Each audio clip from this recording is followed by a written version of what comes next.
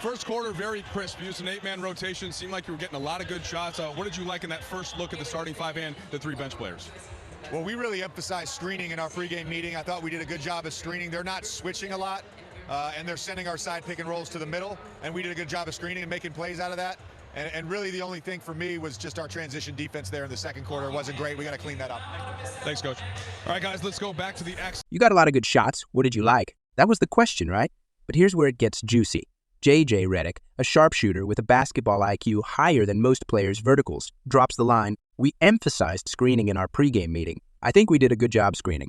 They're not switching a lot, and they're sending our side PARs to the middle." Hold up. Pause right there.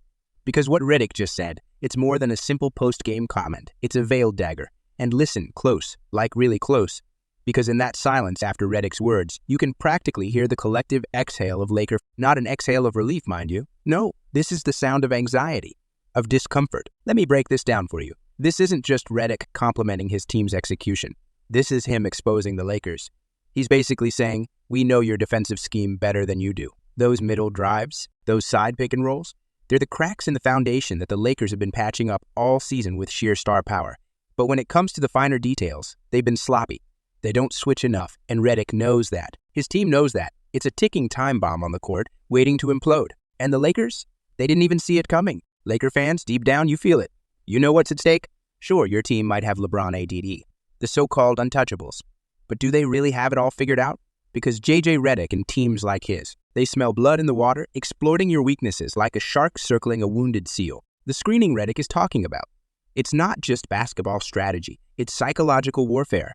The Lakers were thrown off their rhythm, caught in mismatches, and Redick and his squad were picking them apart like a puzzle. What happens when teams start figuring out your soft spots? Do the Lakers actually have an answer for teams dissecting them like this? Or is this the beginning of a deeper problem? A system that can be cracked if you just know where to hit it. And don't think for a second that Redick didn't know what he was doing with that post-game comment.